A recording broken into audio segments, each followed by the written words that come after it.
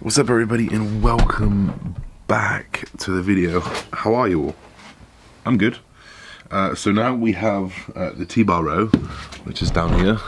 T-bar row, T-bar row. We have just received the power rack, which is right here, these two, and then there's one just down here as well. And we're gonna just slowly but surely put my life together, I think. So first of all, I'm gonna try and empty out all of this.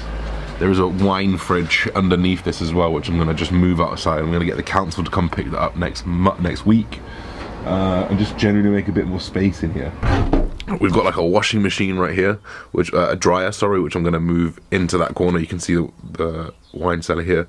Move all this stuff out of the way. I'm gonna slowly but surely move this stuff as well, and probably send it into the tip very soon, because this is a bunch of rubbish. Ping pong table I'm going to move outside. I've got some tarpaulin I can put over it, and then this room will be full and I can put the T-bar row in, which would be cool. So let's do it then.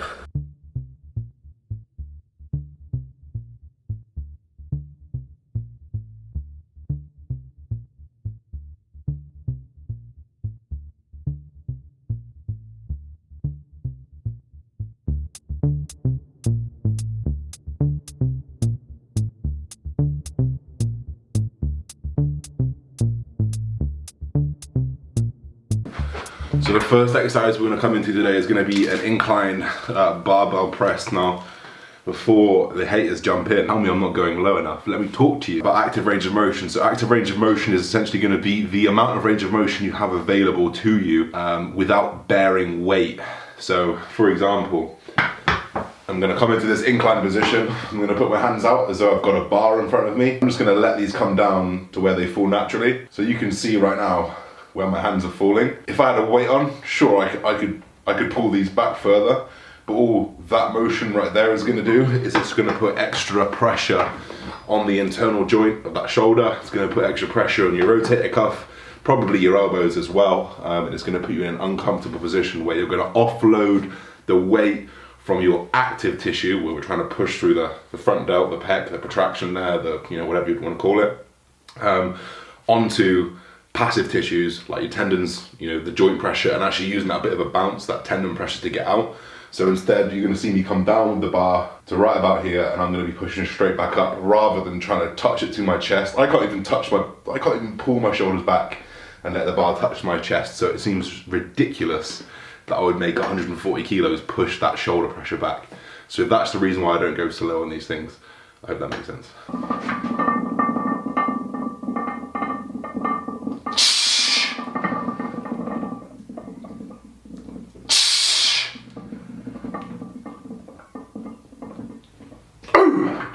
Oops.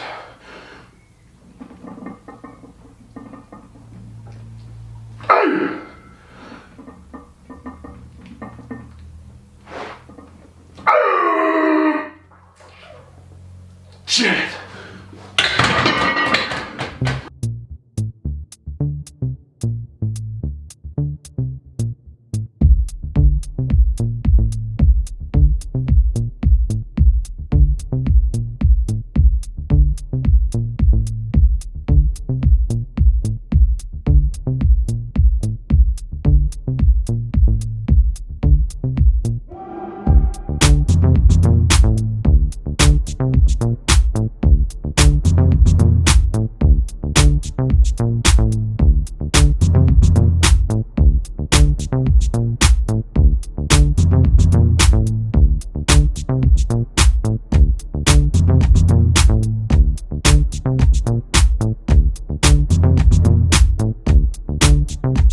One thing with a press in general, a lot of people say, what do you do with your scapulars?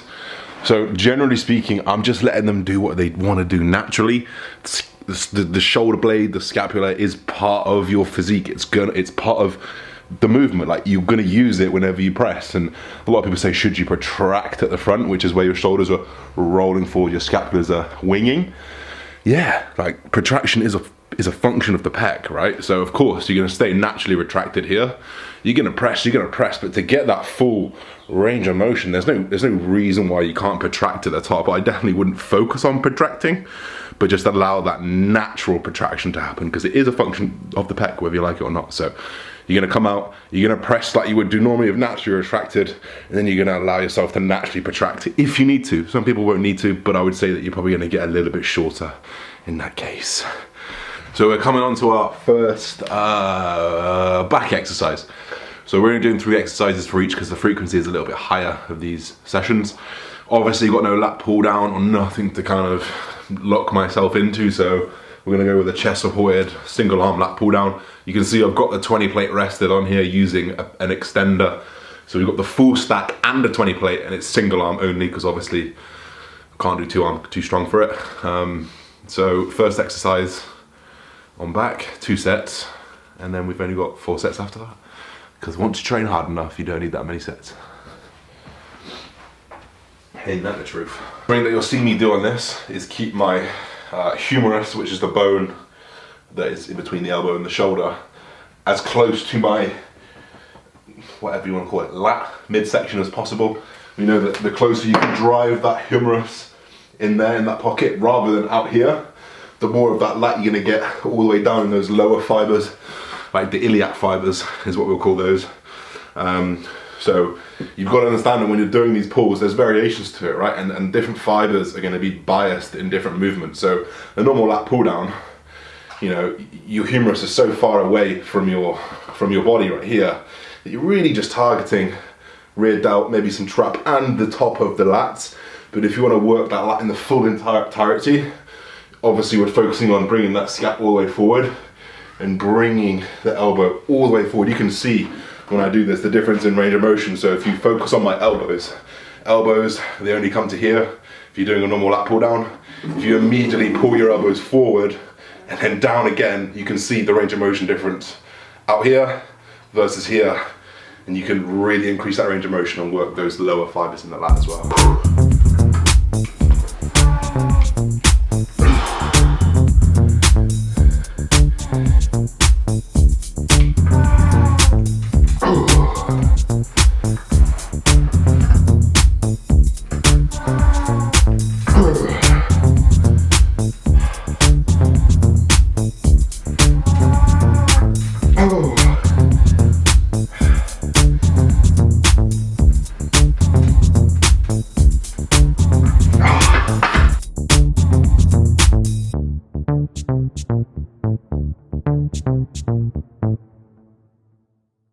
Yeah. And this guy messaged me last night saying, I was like, shit, that's what I've done.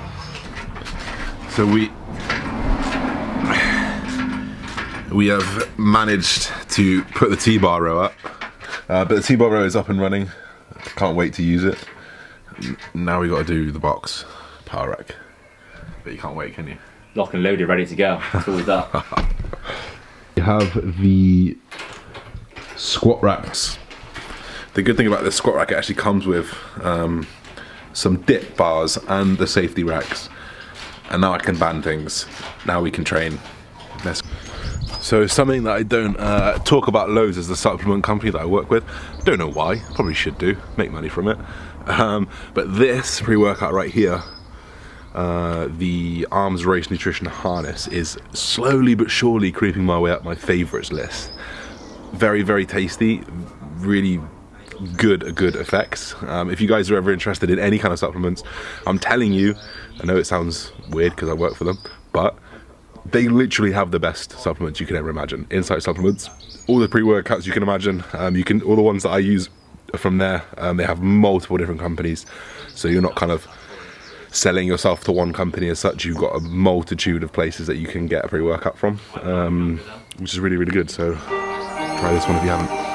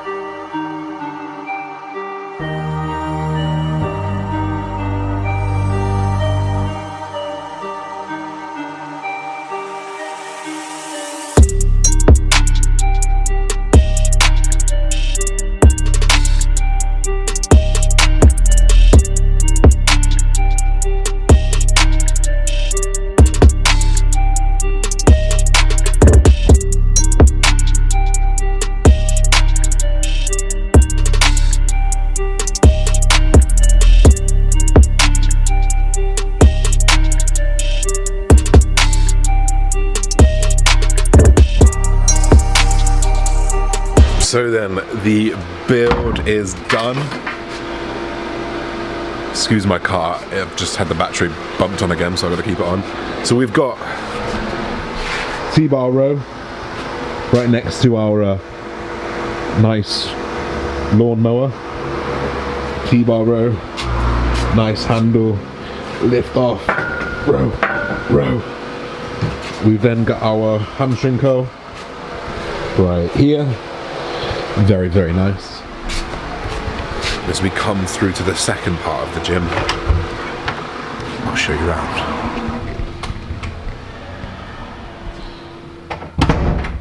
So as we come in, we have our cable machine right here. This is here because we're doing leg extensions under it with the cable. This is our bench, which we can put in here so we can press, so we can row. So this is from Mirror Fit. And this is the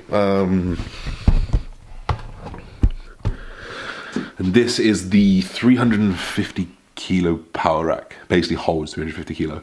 But the best thing about this rack now is that I can reverse band things. So for the pull down, the back, and I can also put a daisy chain right across. This is so awkward on the camera. Right across the middle. Fuck it. And I can hang a band down here, put the bench in, and I can reverse band bench now. I did try to reverse band squat, but actually the band that I've got is the two bands that I've got that I would use on either side. They're slightly odd, so I can only use one, so I've got to find a way to try and get it. You can't, the thing is, you can't reverse band a squat down the middle because the band will be on your back, and with 200 kilos on your back, 220 kilos on your back, it's going to hurt your back a lot. But ultimately, I'm going to say this, you might not like it, but I'm proud of myself. I'm really, really, really proud of myself. Like, to put this into perspective, I'm 27. I had no idea what I was doing in my life until I was 25. Not last Christmas, but the Christmas before. I was living my life petrol tank to petrol tank, and I'm sure there's many people living like that, and I'm sure there's many people living worse than that. You know, all relative, I'd like to add in. But the reality is, I worked my bollocks off for the last 20 months, whatever it's been. Things have really just gone up, just gone forward, and I certainly adopted the one more rep lifestyle. You know, I really did adopt this lifestyle, and that's how it kind of came to fruition. Is I was living this one day at a time, one foot in front of the other, one progression at a time, and now here we are, 20 months down the line. I'm in the definitely not Christy Guzman right now, but boys, I bought a cable stack, I bought a rack, and I bought a T-bar row and a hamstring curl. Like, I'm proud of myself, I'm proud of what I've done, and never stop believing. Surround yourself with the people that are going to rise you up, cut away the people that are not going to do that, and ultimately just keep fucking going, because you're going to get there. If you want it, you're going to get there. I appreciate you guys for stopping by. We'll see you very soon. Peace and love, everybody. Bye-bye.